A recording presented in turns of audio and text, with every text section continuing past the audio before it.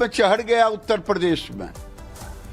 और ये टुकड़े टुकड़े गैंग राहुल गांधी को तो जैसे गांव में कहते हैं मुंहे भाड़ गिरे हैं, ऐसा मुंह भाड़ गिरे हैं उनको होश नहीं आएगा।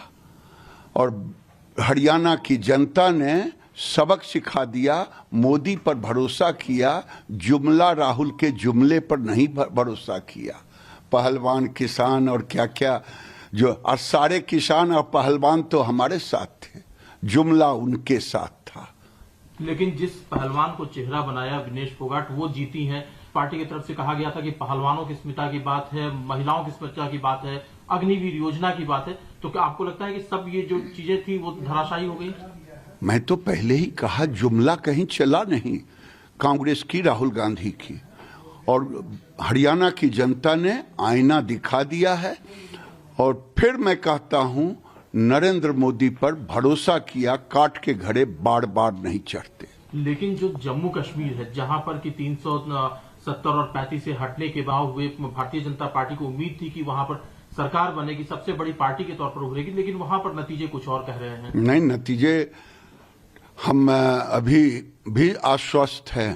कांग्रेस पार्टी को हमने जम्मू कश्मीर में भी पटकनियां दी है, वहां भी राहुल गांधी मुंहे भाड़ गिरे हैं, कहीं दूर दूर तक बीजेपी के सामने खड़े नहीं हैं।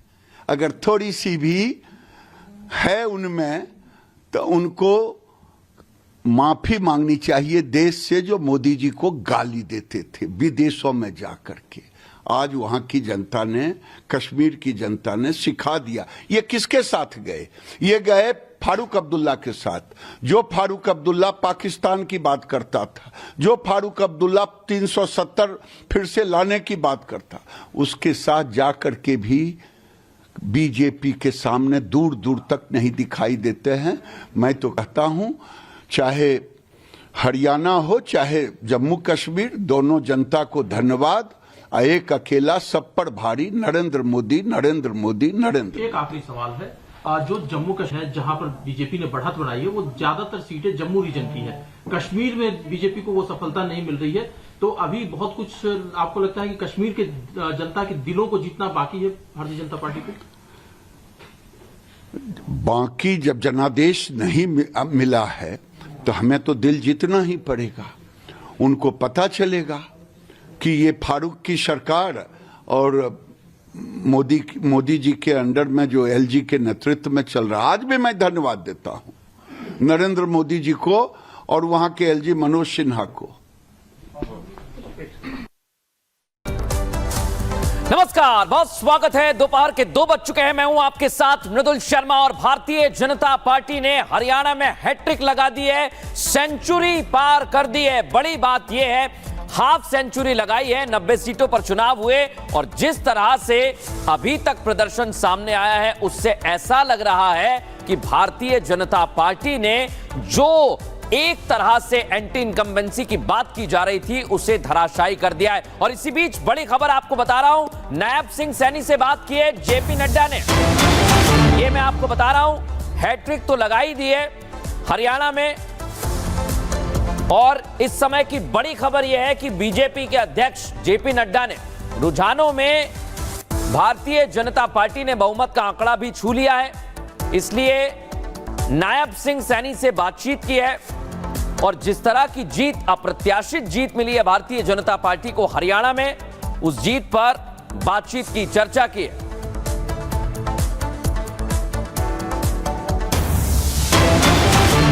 और इस बीच एक और बड़ी खबर, नायब सैनी 17,000 वोटों से आगे चल रहे हैं। कांग्रेस के मेवा सिंह काफी पीछे हैं। लाडवा सीट से अपनी बढ़त को बढ़ा लिया है उन्होंने और ये 17,000 वोट के आसपास पहुंच गई है महिमा। बिल्कुल आप सही कह रहे हैं। देखिए सीएम नायब सिंह सैनी 17,000 वोट से इस वक्त आगे चल रहे हैं। बड़ी खबर के तौर पर आपको जानकारी दे रहे हैं। और बीजेपी ने लगातार तीसरी बार विधानसभा चुनाव जीतकर इतिहास रच दिया, यानी कि एग्जिट पोल जो थे वो एग्जैक्ट साबित नहीं हुए। बीजेपी तीसरी बार राज्य में सरकार बनाने जा रही है। अभी आपको लगातार हम आंकड़े बता रहे हैं कि 50 सीटों पर भारतीय जनता पार्टी आगे चल रही है। कांग्रेस पार्टी की बात करें 34, INLD 1 और जजपा का सफाया होते हुए नजर आ रहा है। और अदर्स की बात करें यानी कि निर्दलीय की बात करें तो 5 सीटों पर निर्दलीय फिलहाल आगे चल चल रहे हैं। फिलहाल ये बड़ी खबर आपको बता रहे हैं, सीएम नायब सिंह सैनी 17,000 वोट से इस वक्त आगे चल रहे हैं और हरियाणा में जीत की हैट्रिक, यानी कि जिस चीज का अंदाजा किसी को भी नहीं था आखिरकार वो हुआ और एग्जिट पोल में जो बताया गया था वो सही साबित नहीं हुआ। ये बड़ी खबर इस वक्त हम आपको बता रहे हैं। तो आपको जानकारी दे दें कि सीएम नायब सिंह सैनी 17,000 वोट से इस वक्त आगे चल रहे हैं। इसके अलावा ये भी आपको बता रहे हैं कि आंकड़ा इस वक्त हरियाणा में क्या है और हरियाणा का किंग कौन, ये पिक्चर अब क्लियर होते हुए इस वक्त फिलहाल नजर आ रही है। तो देखिए, आपको लगातार हम तमाम आंकड़े इस वक्त दिखा रहे हैं और एक बार फिर से आपको आंकड़े दिखाते हैं। भारतीय जनता पार्टी की अगर बात करें, बीजेपी 50 सीटों पर आगे चल रही है। कांग्रेस पार्टी की बात करें, 34 सीटों पर कांग्रेस पार्टी आगे, INLD 1, जजपा देखिए जिसके पास पिछली बार 10 सीटें थी वो 0 पर अटकी है, यानी कि सुपड़ा साफ हो गया। अदर्स की बात करें 5, और अब देखिए यहाँ पर हम कह सकते हैं लगभग पिक्चर 12 बजे के करीब क्लियर हो गई थी और अब भारतीय जनता पार्टी एक बार फिर से राज्य में सरकार बनाने जा रही है। बड़ी खबर यह भी सामने है कि प्रधानमंत्री नरेंद्र मोदी आज कार्यकर्ताओं को संबोधित भी करेंगे। आपको इसी से जुड़ी हुई एक रिपोर्ट दिखाते हैं।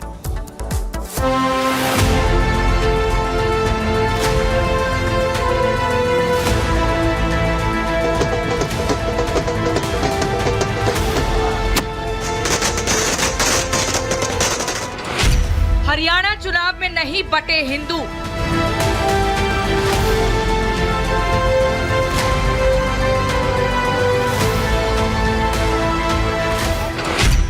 लोगों ने मोदी की गारंटी पर दिखाया भरोसा।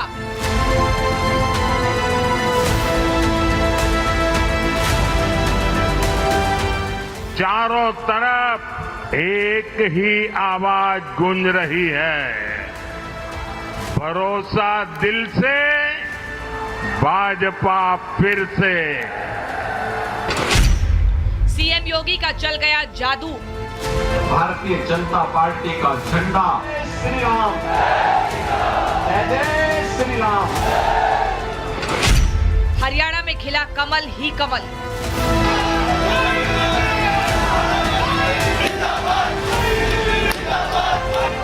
हरियाणा चुनाव में आज वो हुआ जिसकी किसी ने उम्मीद तक नहीं की थी। सुबह तक कांग्रेस नेता जीत का दावा करते नहीं थक रहे थे।